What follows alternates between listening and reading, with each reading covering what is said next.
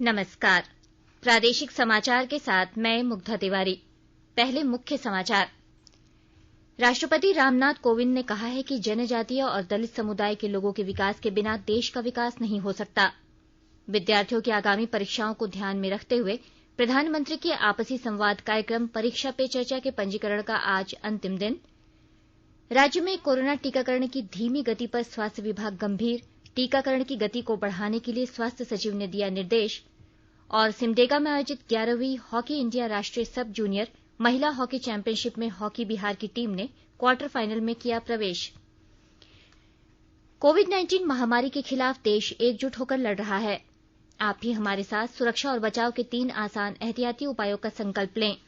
Mask पहनें, 2 गज की दूरी है जरूरी, सुरक्षित दूरी बनाए रखें, हाथ और मुंह साफ रखें।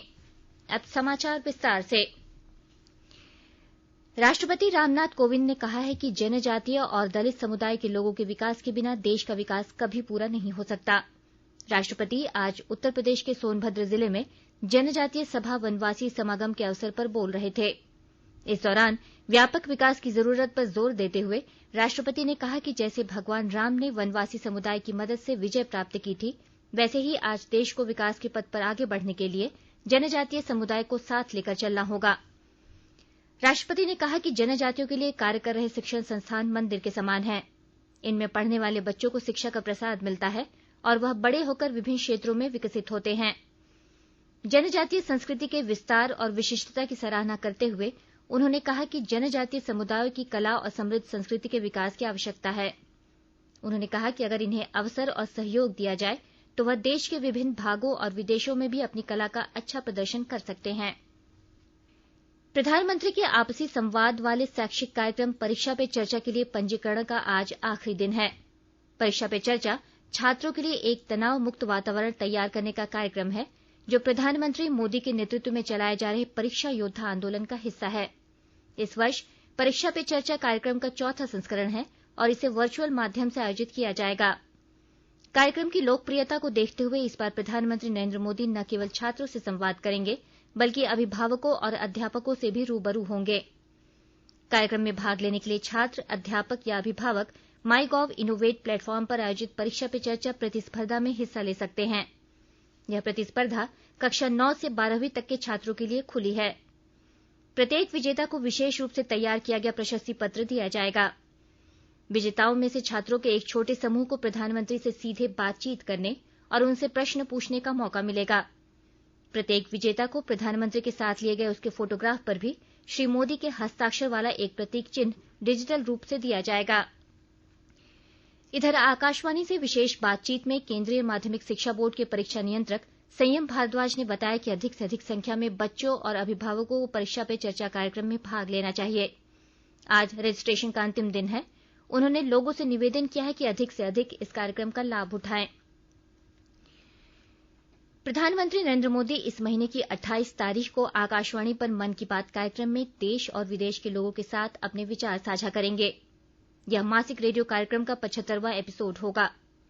श्री मोदी ने एक ट्वीट में कहा कि मन की बात कार्यक्रम देश भर से लोगों के विचारों, रोचक विषयों और प्रेरक जीवन यात्राओं को उजागर करने का अवसर देता है। प्रधानमंत्री ने लोगों से कार्यक्रम के आगामी संस्करण के लिए अपने विचार साझा करने का भी आग्रह किया। लोग नमो ऐप या माईगॉव ओपन मंच में अपने विचार साझा कर सकते हैं। वे टोल फ्री नंबर 1800117800 पर भी डायल कर सकते हैं और प्रधानमंत्री का संदेश हिंदी या अंग्रेजी में रिकॉर्ड कर सकते हैं। लोग 1922 पर मिस्ड कॉल भी दे सकते हैं और सीधे प्रधानमंत्री को अपने सुझाव देने के लिए प्राप्त लिंक के माध्यम से एसएमएस भी कर सकते हैं। भारत कोविड-19 वैक्सीन की 3 करोड़ डोज देने की महत्वपूर्ण उपलब्धि के करीब पहुंच गया है। कल झारखंड सहित पूरे देश के 15,19,000 लोगों को कोविड से बचाव का टीका लगाया गया। इन्हें मिलाकर अब तक 2 करोड़ 97 लाख टीके लगाए जा चुके हैं। कम समय में सबसे तेज गति से यह उपलब्धि हासिल करने वाले देशों में भारत का भी नाम शामिल हो गया है। इस वर्ष 16 जनवरी से देश में स्वास्थ्य कर्मियों और 2 फरवरी से अग्रिम पंक्ति के कर्मियों का टीकाकरण अभियान शुरू किया गया था। पहले मार्च से 60 वर्ष से अधिक आयु के लोगों और गंभीर बीमारी से पीड़ित 45 वर्ष से अधिक आयु के लोगों को कोविड से बचाव के टीके लगाए गए हैं। स्वास्थ्य मंत्रालय ने बताया है कि मौजूदा चरण में मात्र 13 दिन में 60 वर्ष से अधिक आयु के वरिष्ठ नागरिकों को 78 लाख और 45 वर्ष से अधिक आयु के गंभीर बीमारियों से पीड़ित व्यक्तियों को 13,86,000 टीके लगाए जा चुके हैं। स्वास्थ्य मंत्रालय ने बताया है कि देश में इस समय कोविड से स्वस्थ होने की दर 96.75% है। पिछले 24 घंटों में 16,637 मरीज कोविड से स्वस्थ हुए। झारखंड में कोरोना संक्रमण के मरीज फिर से मिलने लगे हैं। पिछले सप्ताह 1 से 7 मार्च तक राज्य में कोरोना संक्रमण की दर 0.4% थी, जो विगत 5 दिनों में बढ़कर 0.47% हो गई है। वहीं राजधानी रांची में यह 1.89% पर पहुंच गई है। विशेषज्ञ चिकित्सकों का कहना है कि झारखंड के लिए यह खतरे की घंटी है और आने वाले 15-20 दिन काफी संवेदनशील होंगे। चिकित्सकों ने सुझाव दिया है कि आगामी दिनों में हमें विशेष सावधानी बरतने की जरूरत है। राजधानी स्थित रिम्स ट्रॉमा सेंटर प्रभारी डॉक्टर पीके भट्टाचार्य ने कहा कि झारखंड की स्थिति अब तक नियंत्रण में थी, लेकिन अचानक तेजी से संक्रमण बढ़ रहे हैं। डॉक्टर भट्टाचार्य ने कहा कि राज्य में कोरोना संक्रमण पर नियंत्रण करने के लिए बाहर से आने वाले लोगों पर विशेष नजर रखनी होगी। होली के दौरान विशेष सतर्कता बरतने की जरूरत है। सामाजिक दूरी बनाए रखने के साथ ही मास्क और सैनिटाइजर का उपयोग भी अनिवार्य करना होगा। आकाशवाणी के ताजातरीन समाचारों के लिए आप हमारी वेबसाइट newsonair.com पर लॉग ऑन कर सकते हैं। ताजा समाचार Twitter handle @AIR News Alerts और Facebook page all India radio news पर भी उपलब्ध है। आप प्रादेशिक समाचार एकांश के ट्विटर हैंडल @AIR News_रांची और फेसबुक पेज तथा YouTube channel AIR News Ranchi पर भी हमारे बुलेटिन सुन सकते हैं। प्रादेशिक समाचार आप आकाशवाणी रांची से सुन रहे हैं और अब पेश है कोरोना से बचाव के कुछ संदेश। कोविड-19 से बचाव और सुरक्षित रहने के 3 उपाय। मास्क लगाएं, 2 गज दूरी है जरूरी, सुरक्षित दूरी रखें, हाथ और मुंह साफ रखें।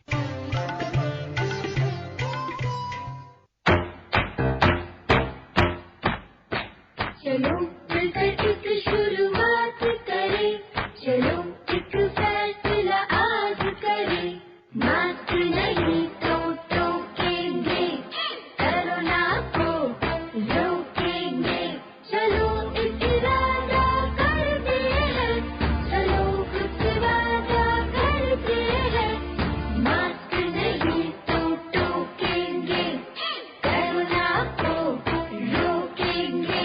भारत सरकार द्वारा जनहित में जारी। प्रोडक्ट्स की क्वालिटी की चिंता से पाइए मुक्ति। खरीदिए ISI मार्क वाले प्रोडक्ट्स और BIS hallmark gold jewellery issued in public interest by bureau of Indian standards, government of India. प्रादेशिक समाचार में आपका एक बार फिर स्वागत है। राज्य में कोरोना टीकाकरण की धीमी गति पर स्वास्थ्य विभाग गंभीर है। स्वास्थ्य विभाग के सचिव के सोन ने सरकारी और निजी अस्पतालों द्वारा कोरोना टीकाकरण का लक्ष्य पूरा नहीं होने पर दोषियों के खिलाफ कार्रवाई करने का निर्देश दिया है। उन्होंने शनिवार को हुए टीकाकरण की स्थिति की समीक्षा करते हुए कहा कि 47,093 की जगह मात्र 27,025 लोगों को ही कोरोना का टीका लगाया गया। उन्होंने टीकाकरण की गति में तेजी लाने का निर्देश दिया। श्री सोन ने सरकारी अस्पतालों के अलावा निजी अस्पतालों में भी टीकाकरण आरंभ कराने को कहा। उन्होंने ग्रामीण इलाकों में भी टीकाकरण में तेजी लाने का निर्देश दिया। पूर्वी सिंहभूम जिले के बिरसा नगर थाना क्षेत्र स्थित लालटाड़ में शहरी गरीबों के लिए आवास निर्माण का कार्य आरंभ हो गया है। और ब्यौरे के साथ हमारे पूर्वी सिंहभूम संवाददाता।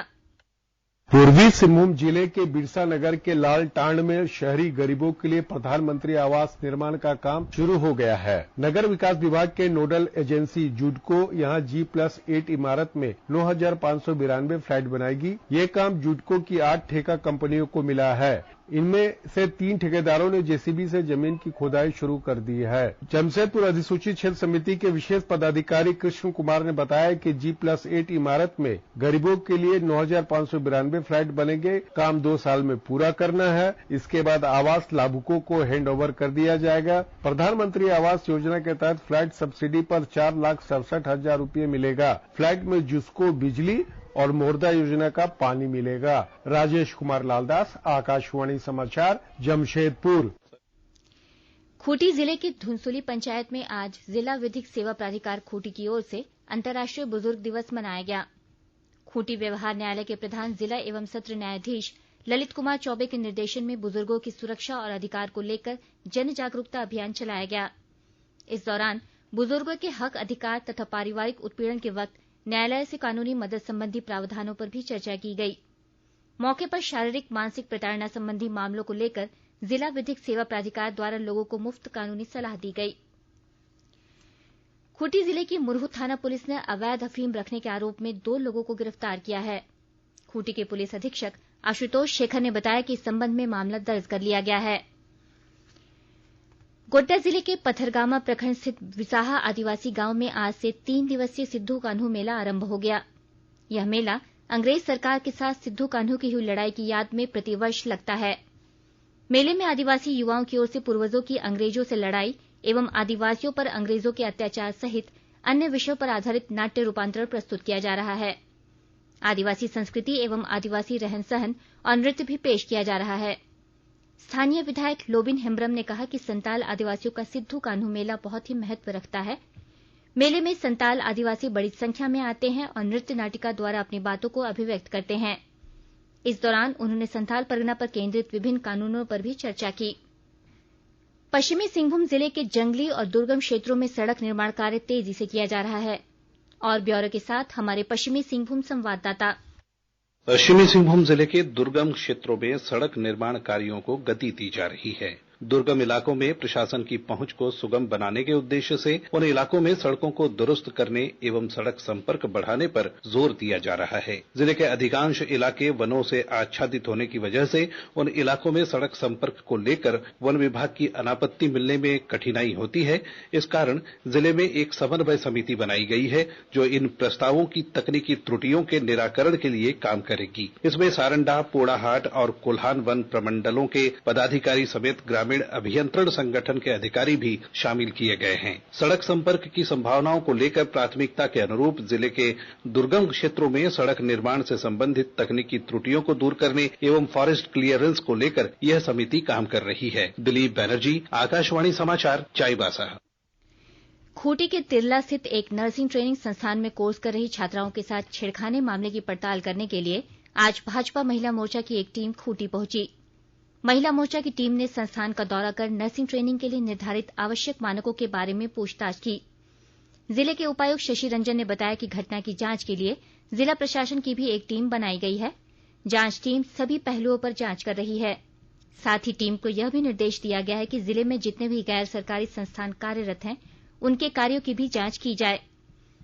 महिला मोर्चा की मांग पर उपायुक्त ने कहा कि जिला प्रशासन छात्राओं के साथ हुई घटना पर गंभीर है। भाजपा महिला मोर्चा की जांच टीम में प्रदेश उपाध्यक्ष और पूर्व विधायक गंगोत्री कुजूर, महिला मोर्चा प्रदेश अध्यक्ष आरती कुजूर सहित अन्य शामिल थे। झारखंड सब जूनियर टीम की घोषणा कर दी गई है। टीम में सिमडेगा के 14 खिलाड़ी शामिल हैं। सभी खिलाड़ी आज शाम हरियाणा के लिए रांची से रवाना हो गए। सब जूनियर नेशनल मेंस प्रतियोगिता हरियाणा के जिंद में 17 से 25 मार्च तक होगा। चयनित खिलाड़ियों में सिमडेगा के ऋतिक रोशन लकड़ा, अमित बारू, निर्मेश तिर्की, सुमित बरवा, विशाल लकड़ा, कमलचिक बड़ाइक, अमित तिर्की, विनीत टोप्पो, कुलदीप बारला व नवल टाटा हॉकी अकादमी से चयनित होने वाले सिमडेगा के खिलाड़ी दीपक सोरेंग, एडिसन मिंज, असीम एक्का, अभिषेक तिग्गा शामिल हैं। टीम में अन्य खिलाड़ियों में प्रभास समद, जेम्स नाग, सुखनाथ गुड़िया एवं निमित डोडराय शामिल हैं। सिमडेगा में आयोजित 11वीं हॉकी इंडिया राष्ट्रीय सब जूनियर महिला हॉकी चैंपियनशिप के आज 5वें दिन बिहार की टीम केरल को 2-1 से पराजित कर क्वार्टर फाइनल में प्रवेश कर गई। बिहार टीम की ओर से 23वें मिनट में शांति कुमारी ने और 52वें मिनट में रंजना मरांडी ने गोल किया। वहीं केरल टीम की ओर से 46वें मिनट में क्रिश्चियन नदू ने गोल किया। चैंपियनशिप के अंतिम लीग मैच में मध्यप्रदेश ने ली पुडुचेरी टीम को 8-0 से पराजित किया। क्वार्टर फाइनल में हरियाणा का मुकाबला हॉकी यूनिट ऑफ तमिलनाडु के साथ, झारखंड का मुकाबला दिल्ली के साथ, ओडिशा का मुकाबला पंजाब के साथ और बिहार का मुकाबला उत्तर प्रदेश की टीम के साथ होगा। सभी मैच कल खेले जाएंगे। अहमदाबाद के नरेंद्र मोदी स्टेडियम में भारत और इंग्लैंड के बीच खेले जा रहे दूसरे T20 मैच में भारत ने टॉस जीतकर पहले गेंदबाजी करने का निर्णय लिया है। 5 मैचों की श्रृंखला में इंग्लैंड 1-0 से आगे है। अंत में मुख्य समाचार एक बार फिर।